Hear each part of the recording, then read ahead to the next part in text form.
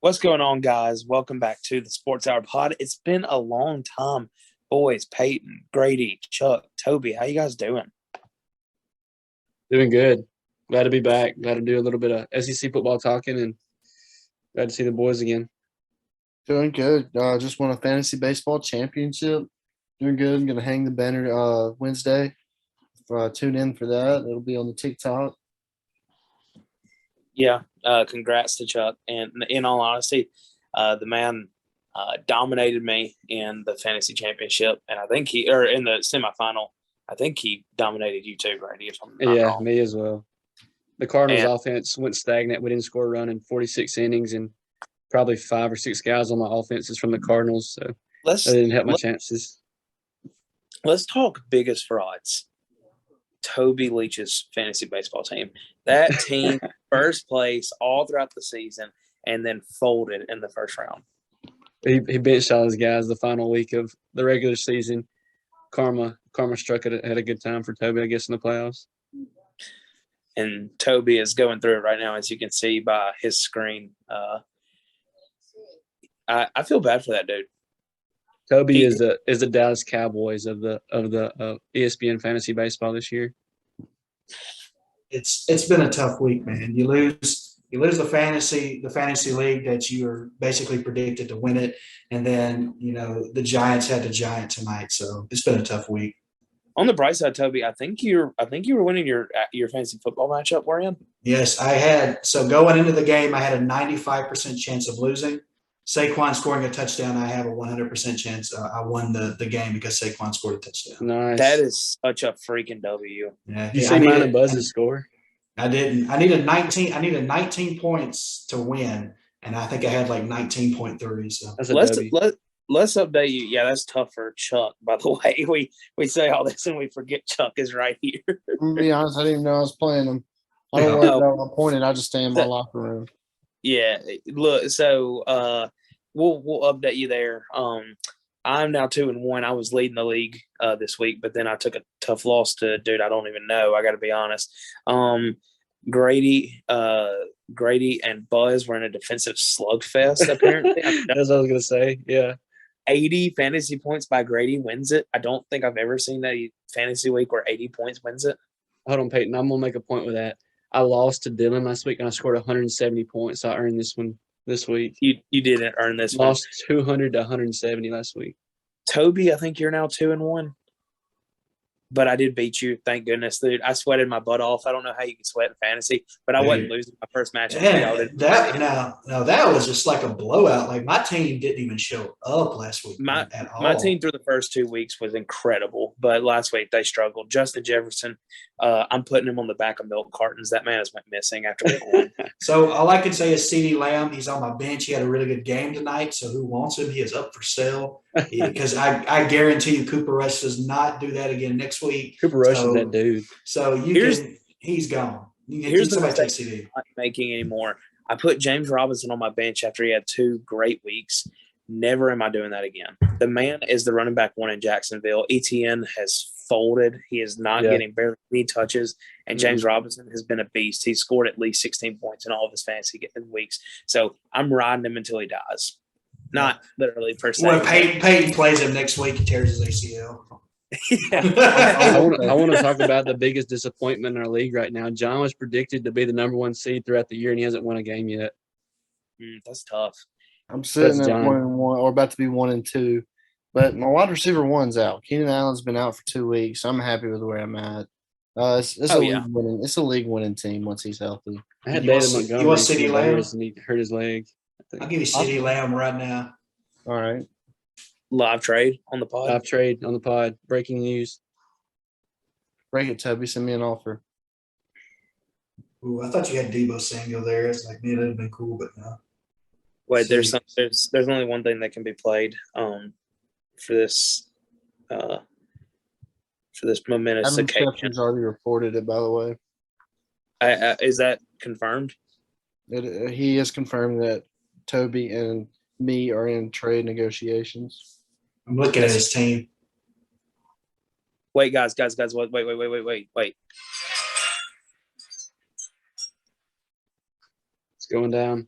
Okay, Yeah. I'll trade you. I'll trade you CeeDee Lamb for T.J. Hawkinson and another player you're choosing. Done. All right, deal. Done. Oh, I'll send wow. it. We don't know the official details, but a trade has been made. Blockbuster. I don't have it. Nice. I don't have a tight end. Evan Ingram's garbage. I thought he had one good game. He had the first game. He had like 9 points. Like you can tell, there in Jacksonville, he is not going to be a target for. He's not going to be a target for Trevor Lawrence. I didn't even look if Kittle had a good game in his first week back. Waller didn't. Waller had a bad game. Kittle had 6.8 points. Not bad, which I've got him in Frymouth, so I'm really feeling pretty good at tight end. Yeah, but Hawkinson, he's the number one option there. So, I mean, it makes sense. Number one option for tight end. But anyway, fantasy time over. So let's move on now to real life. And let's talk about – it's been since the SEC season has started. Let's talk about the SEC, especially some of our teams that we had higher expectations for that aren't performing well, or lower expectations that are performing better than we thought. Hint, hint, besides me and Grady, Vanderbilt. Yeah, that's the biggest dub so far. Vanderbilt has won, is it 3 games now? They're 3-2. 3-2. Yeah, 3 games so far. Beat Northern Illinois. They played Northern Illinois better at Northern Illinois than Kentucky played Northern Illinois at home. And I know last week in the SEC, it was sort of a down week even for Georgia. They didn't play Kent State very well. But Vanderbilt has looked up to snuff. I mean, they beat Hawaii. They beat Northern Illinois, and they beat Elon.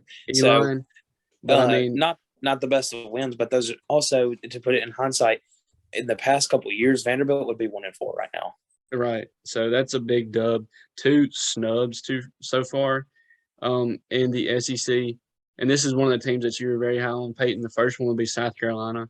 I feel like they're sort of in the gutter right now, and they're not finding their way out. I expected Rattler to have a resurgence with Beamer. I expected that, and Rattler has maybe been the second worst quarterback in the league right now. I want to quickly confirm both general managers have made a phone call, and the Columbus meth dealers are sending to Najee Harris. The Najee Germany is trading CeeDee Lamb for Jerry Jeudy and T.J. Hawkinson. Wow, yeah. Huge. Kind of surprised you got Jerry Jeudy. That's awful. Jerry Jeudy has been terrible so far this year. Look, the thing is, though, I just want T.J. Hawkinson and one other player. I didn't care who it was. I have no tight end. It's time to make a move. Sending the Rams defense, but you said we'll take. If you want to send the Rams defense, I would take that as well. I mean, I will say Hawkins Sox. I love Hawkins Sox. He's a good player. But anyway, back to the SEC. I think you look at it, and I really expected Mississippi State to be undefeated at this point, and so. And they really had the chance to be undefeated. And, went on the road 2 weeks ago to LSU and lost that one in a very winnable game.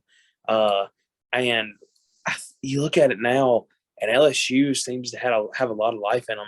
And now I almost credit Mississippi State for giving LSU that life. I think they were almost kind of dead in the water in terms of this year.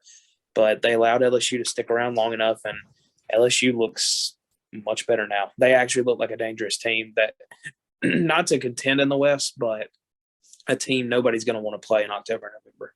Another snub that I want to talk about too is like after week 1, we were talking about how this team was going to be a team to watch going forward. But Florida. The team that, is Florida. After week 1, they beat Utah, and you were thinking that like Anthony Richardson, he's going to be a sleeper for Heisman. Florida was going to be to deal with in the East. The next 3 or 4 years, they were going to win the East. Win the SEC, and they're going to be to deal with. But since the Utah game, they were beaten by Kentucky 26-16, squeaked by South Florida 31-28, and got beat this past week by Tennessee. Anthony Richardson in the 4th week of the season finally got his first passing touchdown of the season. So, I mean, Florida, they fell off a cliff, and they fell off of it hard. What do y'all think? I mean, Anthony Richardson, if you look at his stats, he does not throw the ball to the left side of the field. So, like, cover 9, cover 6 all day beats them with the edge rush to the left side. Well, and I think, Chuck, you bring that up, and it's a great point. And I think it's just strictly because Richardson relies so much on rolling out of the pocket. He's obviously right-hand dominant, so he wants to roll right side of the field. So he's not going to be able to throw back cross body. And when you have a guy that wants to do that, it cuts the field in half. The defense you have to play is cut in half. Toby. Yeah, so a couple things. I think it just immediately shows you the difference in talent from the Pac-12 to the SEC. And it shows you that a Pac-12 team's not going to run over an SEC team, even if it's middle pack.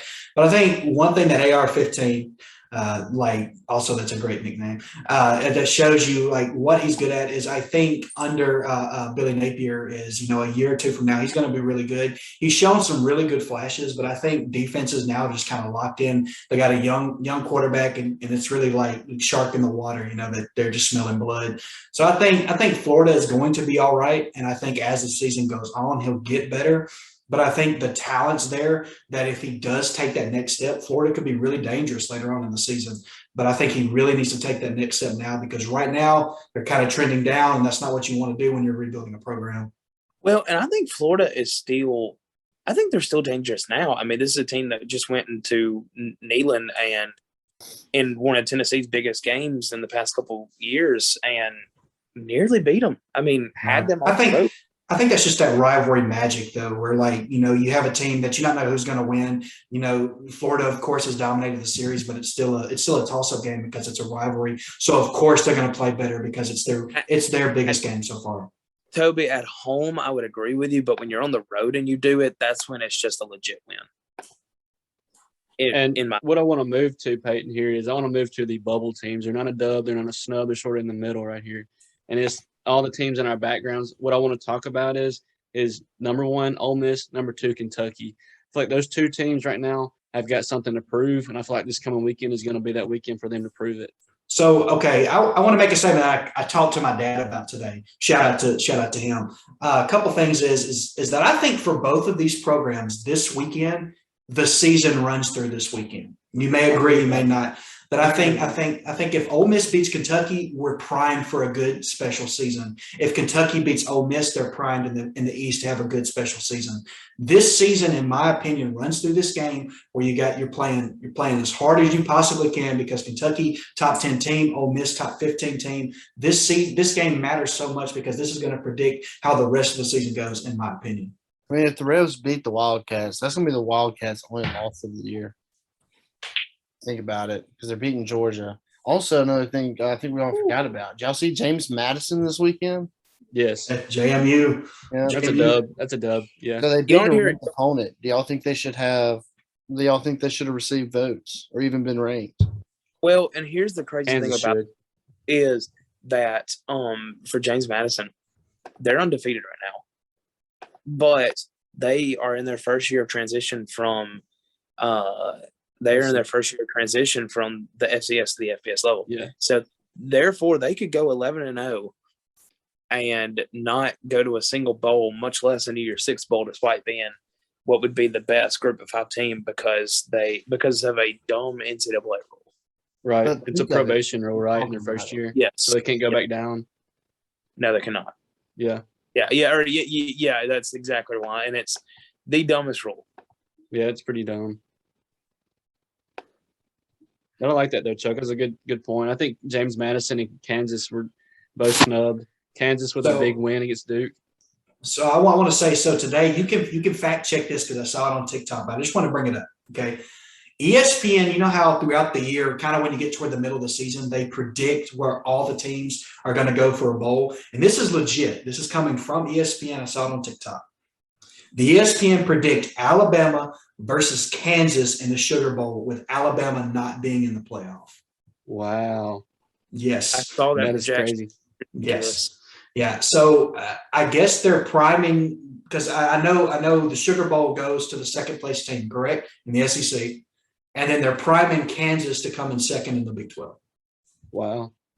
Well, if you don't get in the playoff, it's your number one team. That's your best team, unless they're in the playoff. Yeah, it's your best team that's not in the playoff.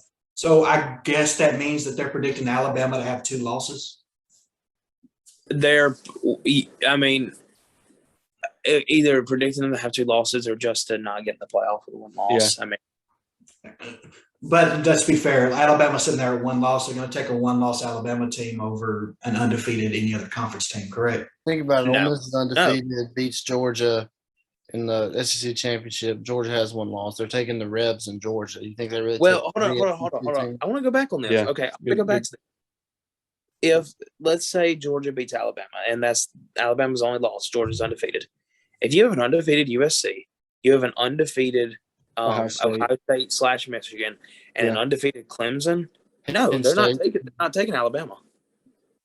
I think so of those 4 teams, yes, but I think anybody else, no. So so you're Pac-12 champion. I would agree with Washington.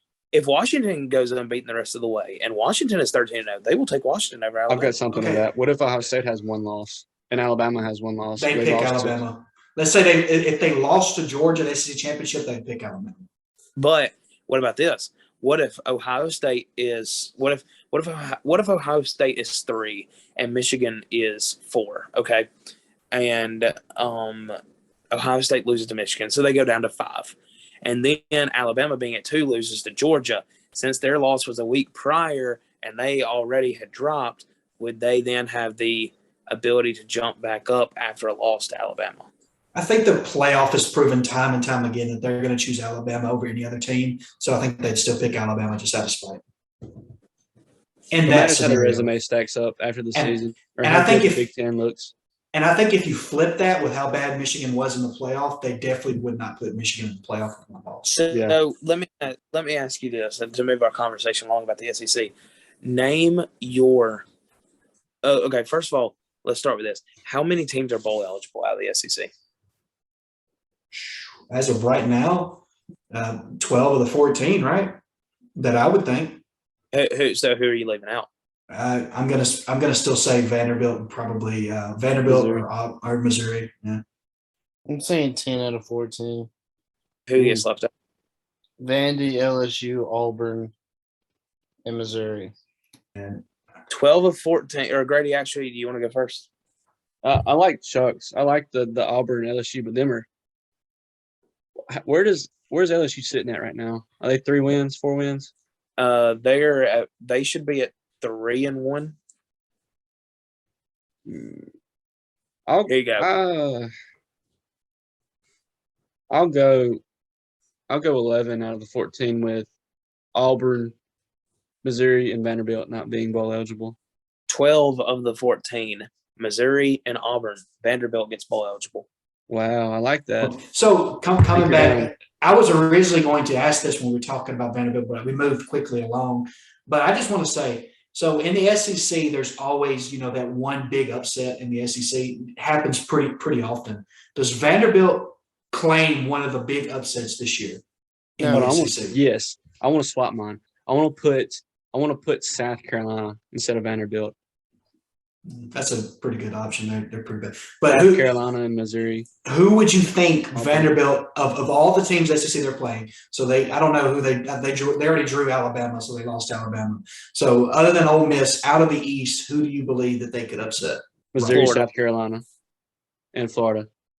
So Florida. So you would call the big upset would be Vanderbilt beating Florida. They could beat South Carolina too. I wouldn't really call that an upset though. I mean, South Carolina's a little bit better than them. It would be an upset. It would be an upset. It would be a big upset because it's Florida and that's Vanderbilt. And Florida's still good. I'm not just saying now because they lost to a good Kentucky squad and a good Tennessee, they're trash. But AR has shown his deficiencies, and teams, if they game plan well, any team's going to be able to beat Florida down the stretch. South Florida almost did because they again attacked Anthony Richardson's deficiencies. So you want to know my lock for upset of the year though for the end of the year? In rivalry game, I've got my lock Vanderbilt beating Tennessee in Nashville at the end of the year.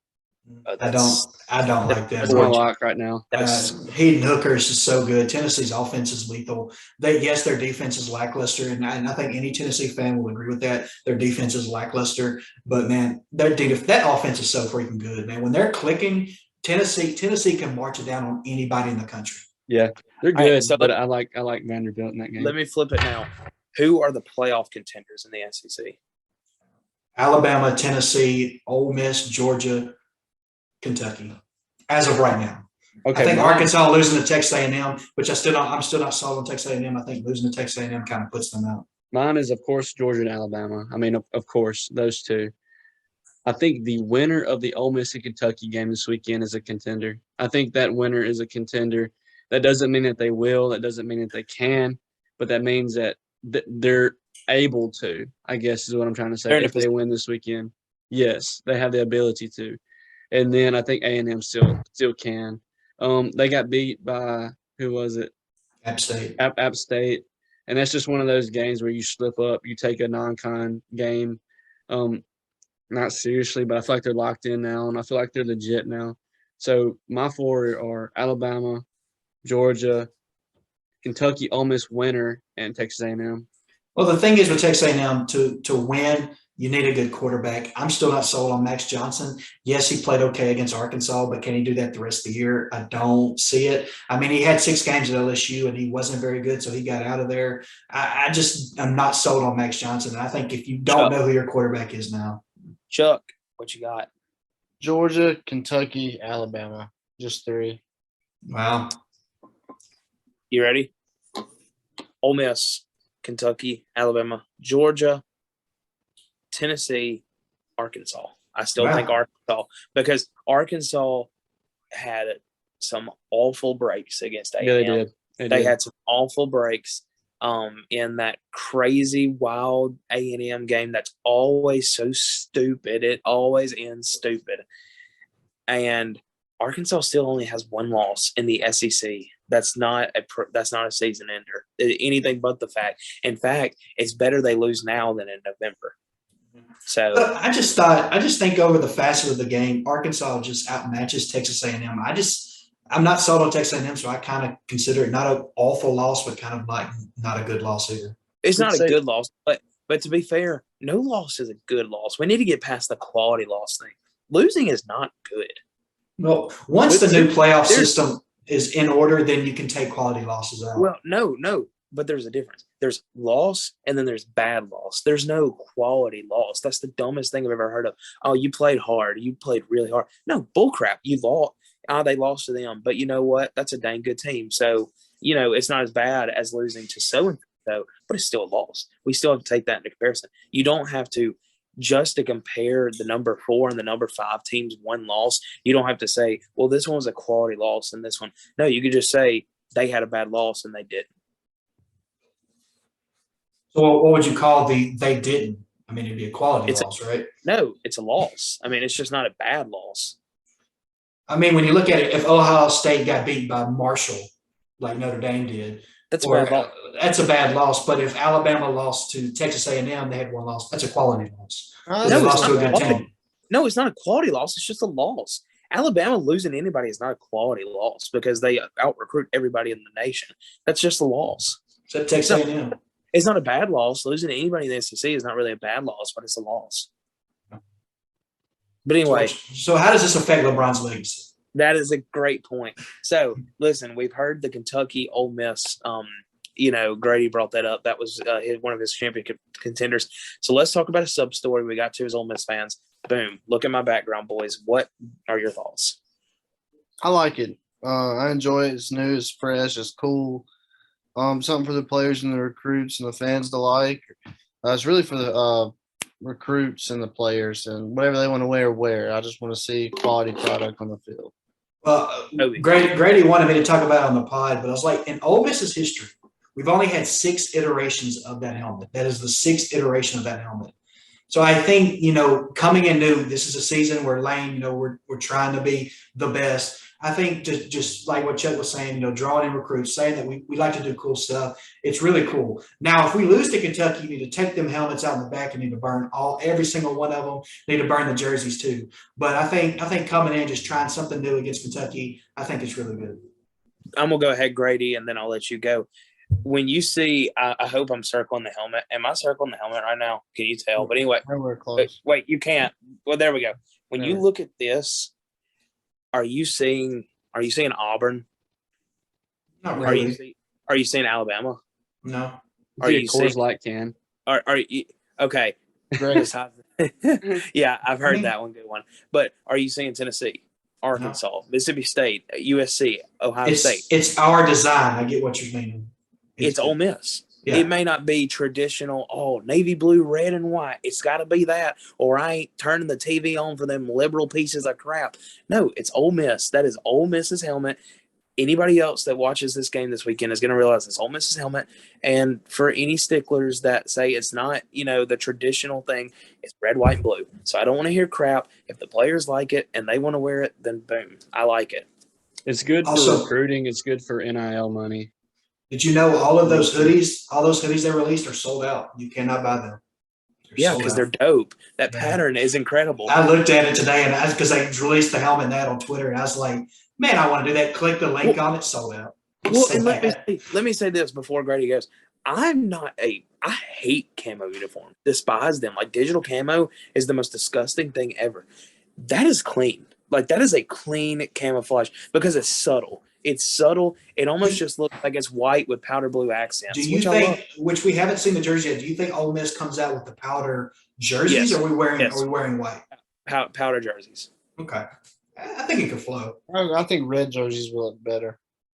I would maybe, but it's going to be icy. That's the only reason I don't think we'll do that is because we normally save the red jerseys with the powder helmet for LSU. So I don't think they'll do that, in my opinion. But go, Grady. I know you're mad about them. I'm not mad. I guess you could call me a purist of the Ole Miss football team. I like powder blue, and I like not the royal blue. I'm sorry, but the navy blue. Me and Peyton, we caught a game last week, and we had Boonville, and they had their digi camo, and I didn't really like those jerseys either, and they're in no comparison to the Ole Miss jerseys at all. But like, when you think of Ole Miss, do you think of camouflage? I mean, it's not really a thing. And to me personally, like, I know the guy his father played for Ole Miss, and then the guy himself is the founder of REALTREE. Is that right? Yes, the founder of REALTREE is an Ole Miss alum. So, I mean, that makes perfectly good sense. Kiffin is big on exposing the university nationwide to show people that we're more than just navy blue and gray and red, like you said, Peyton. And I like that. I mean, that gets us noticed, and that gets us recruits, and that's what we want as a program. But to me, it doesn't scream Ole Miss. I know, Peyton, you said it's not Auburn, it's not these other schools, but then again, it's not Ole Miss. And I mean, I sound like an old man. I sound like somebody that's like, oh, you need to wear the navy and red with the gray pants. I'm not one of those guys. I'm fine with the white helmets. I'm fine with the white helmets with the navy blue logo on the side. I'm fine with that. But, like, I feel like this is sort of stepping over the boundaries of this is not – we don't like wear camouflage. I mean, that's just my spiel. Well, okay. So let me ask you this, Grady. Are you going to not watch the game this weekend because of these helmets? No. Okay, then you're fine. You're entitled to your opinion. When you talked about what Lane said, trying to expose us, yeah. Have you ever looked at Fox Twitter page, like Fox Sports Twitter page? Have you? I'm going to say no. I would assume I have. I have, actually. Yeah. It's a great follow, actually. Ole Miss is never posted on that. When we dropped them helmets, we were the very first tweet of the day from them. I have seen us tweeted on ESPN, Fox, and CBS just for their Ambulance report. So it shows you exactly what you were saying. It just brought now every single person in the country says Ole Miss is wearing some dope helmets to kick off college football. So we're the number one game. I'll give Kiffin, he is fashion forward. He's got 3 or 4 Nike by You custom shoes from Nike. He's got REALTREE now. He's a guy that's going to market. Like, how he recruits kids, he goes and gets foreign cars, picks up recruits, drives them around. Like, he's a guy. He knows how to recruit young men. Like, if he was recruiting me, I would love to go to Ole Miss because he's going to get me a pair of shoes. He's going to drive me around in a Rolls Royce, and we're going to have fun. I mean, that's as a college recruit. That's where I want to go. Is there any contest to the statement that Lane Kiffin is the drippiest head coach in college football? There's no competition. No. Okay. One quick question, real quick, and you can ask it: who gets the REALTREE NIL deal? I Dart because of a bow, like a dart. Like that's what. Witty. So and I talked about this too with Peyton. So does this open up? Like there's collaborations with shoes, like Jordan collaborates with like different boutiques and stuff. So does this open up that realm for college football? Like it's Realtree like times Ole Miss. Like the two brands are collaborating together. I think it is, Grady, because it's kind of like Florida and Jordan. Well, sort of, kind of, but it's sort of outside the realm of athletics, though. North Carolina and Jordan had done it, and nobody really batted an eye because it's like, Michael Jordan. We all kind of expected it. This is like the first one where it's kind of like, okay, they're using a booster, a famous person in their from their old university that's not involved with athletics. Yeah. So you could see people that's involved with, say, Disney. Okay, that's just the one I'm talking about. Yeah. Maybe their president, went to. I know he didn't, but let's say he went to Texas Tech. Okay, the first college that came to my mind. Maybe Texas Tech is like, you know what? Okay, maybe we do some Disney uniforms. And got the Mickey Mouse emblem on it. Yeah, like Central Florida has Mickey Mouse on their helmet. That's a good thought. That sounds really bad, but you understand what I'm saying. Well, Amazon's taking over the world. Maybe Amazon can get some jerseys.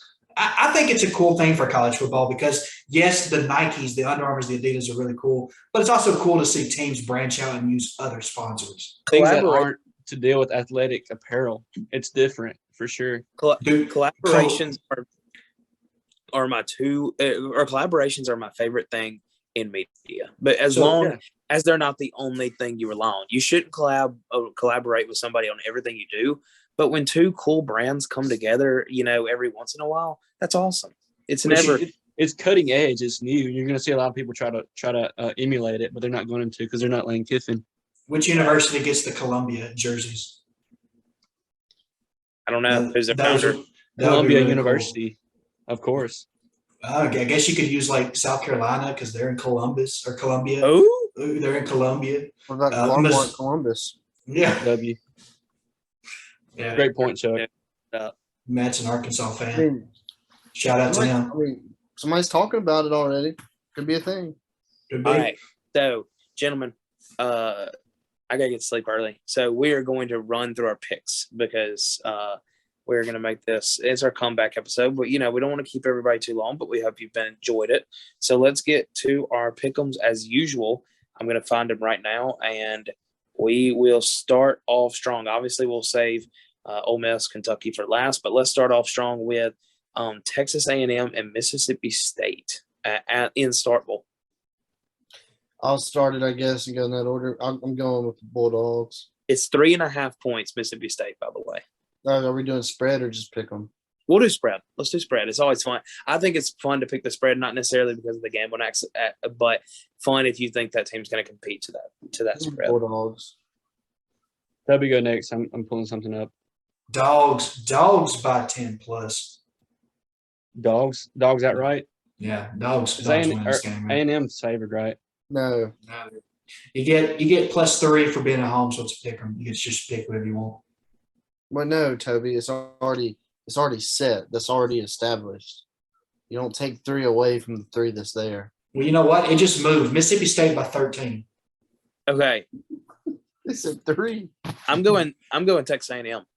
I liked Mississippi State. They were my big team. Me and Grady both said, watch out for them to be second in the West. I rode with them, and they disappointed me against LSU. I thought they were going to win that game. I was certain they were going to win that game, and they didn't. So until they do it consistently, I'm not going to pick a Mississippi State team to beat drop 8 coverage from an SEC team, because an SEC team is so athletic on the back end.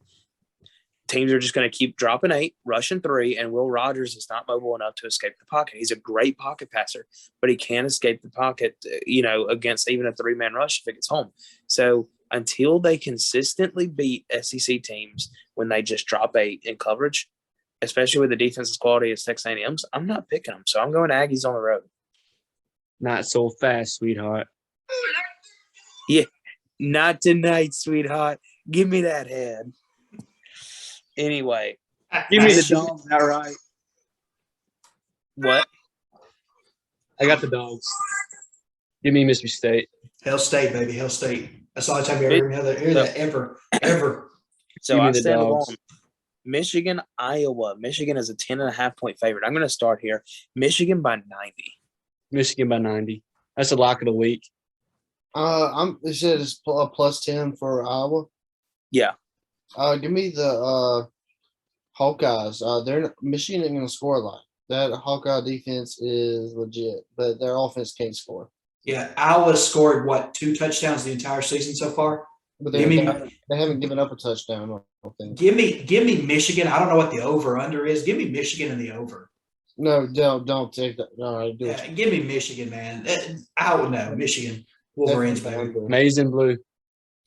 Oklahoma at TCU, 11 o'clock game on ABC. Oklahoma's a 6.5-point favorite. Can TCU end Oklahoma's playoffs chances in Week 5? Give me Oklahoma. Brent Venables Brent Venables bounce back game. You got embarrassed by Kansas State. They're about to embarrass TCU. So bounce back game. Yeah. Yep. Oklahoma to bounce back, but it's not an embarrassment. It's within 2 schools. TCU is much improved. Texas Tech and Kansas State. After this past weekend, this one's going to be a really good one to watch. Both 3-1 teams. Kansas State's at number 25, and Kansas State is an 8-point favorite at home. Oh, this is the classic. You just had a major upset, lose the next week type of thing. Wreck 'em Tech. Yeah, I picked Texas Tech to beat Texas last week. I'm going to ride it again. Give me the Red Raiders. Mayhem and Manhattan. Give me the Kansas State Wildcats. Great pick, Grady. You just talked about the major upset lose the next week. That applies to Texas Tech because for them, beating Texas is a major upset. But they're going on the road. That's completely different. Road Warriors, the letdown does not apply. Only for home teams. No, I'm going Kansas State. Kansas State, they destroyed Missouri. Obviously, had the tough loss looking ahead, I believe, to Oklahoma at home against Tulane. I think this team is locked in now with Kleinman. Great coach. That program is consistently good. I like Kansas State to win that one at home. Oregon State and Utah. I don't know if y'all watched, but Oregon State had a banger Pac-12 after dark game with USC. I watched that game all the way till 1 a.m., nearly 12. Had a chance to win it, lost in double overtime, right? Or is it just overtime? No, it wasn't. Who lost in double overtime? I know I'm not crazy. Auburn, Missouri. Okay, that's probably right. That was a wild game. Okay, that was a wild game. But Oregon State, Utah is a 10.5-point favorite at home. Go Beavs. Give me Oregon State. Oregon State really just had a really good game. As we just said, they're about to drop off. I don't even know. I can't remember. USC. Give me USC. They just beat USC. Utah. Oh, yeah. Give me Utah. I don't even care. Whoever they're playing. Give me Oregon State at 10.5, man. I think close game. Give me Oregon State. Give me the Beavers.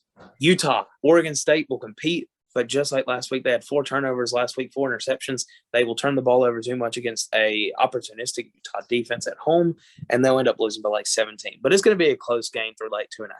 Well, I think USC's still going to go undefeated, but I'm taking Oregon State 10.5 just to clarify. No, it is Utah, not USC, you idiot. Same thing. 2 people. That's 2 people. No, USC. I'm talking about USC's game this week because they're also 10.5 favorites. Give me USC. But I didn't ask about USC. Hey, give me USC, too. I saved myself. What's happening here? Give me the Trojans. And also, you idiot, Toby, USC is 26-point favorites against Arizona State. So you're that guy right now. You're that guy. Hey, we picked it USC, man. Yeah, give me the Trojans. Yeah, right. You know what? Fight on, Trojans, I guess. Oklahoma State and Baylor. This is a banger game as well. 2.5-point favorites are Baylor. Bear down. Give me the. What I don't even know. The Baylor Bears. Yeah, Bears. Give me the Bears. Give me OK State in a shootout. Give me the Cowboys. Mike Gundy hadn't won a serious game since he's been there. This is Gundy's year to win the Big 12. Give me Oklahoma State. Also the Cowboys here. Wake Forest and Florida State. Florida State is a 6.5-point favorite at home. I'm starting off. That's bullcrap. Did you just see what Wake Forest did? Really should have won that game against Clemson. That defense completely sold. Sam Hartman is not losing to Florida State. Give me Wake Forest outright. Sam Hartman throws 5 touchdowns. I'm going Wake Forest too, but Clemson isn't even a top 10 team. They're super overrated, but I'm still taking Wake Forest to beat Florida State. I took Wake Forest last week to beat Clemson. I'm rolling with them again. Give me Wake Forest. And Mike Norvell's got that team coached up, but I think it's not going to be a really close game. Give me like a 2-touchdown win. Give me the Noles at home. NC State and Clemson. Speaking of Clemson, Clemson is a 6.5-point favorite at home against NC State. Game day is there. NC State always plays Clemson closer. It seems like they upset them every other year. Give me NC State. I can tag maybe. I'm going NC State too. They should have beat. They got beat by Texas Tech a few weeks ago. I don't know how, but who's their quarterback? Cade Cunningham.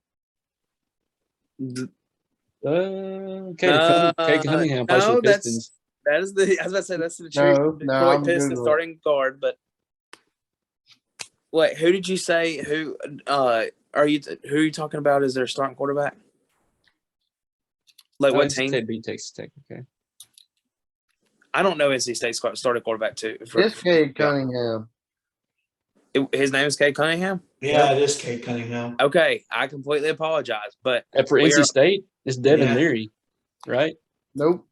It's Cade Cunningham. You're lying. Yeah, you're lying. I was about to say. There's some type of Cunningham quarterback, I'm pretty sure. But it ain't that one. So This is so scuffed. LSU Auburn. Wait, I didn't even get to pick. Okay, go back. Oh my gosh, go. Clemson should have lost last week. They're going to take the loss this week. Give me NC State. Give me the Wolfpack. Clemson blows them out at home. Okay, so by the way, it's Malik Cunningham.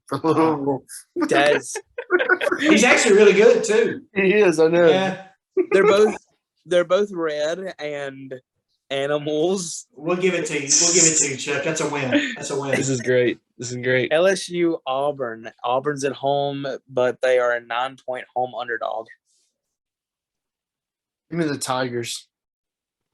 Which ones? LSU. LSU. LSU's gonna. Harsin should have got fired last week. Missouri should have won. They're gonna make sure Harsin gets fired this week. LSU by 3 scores. Brian Kelly's gonna do it for his family this week. He's gonna get a dub.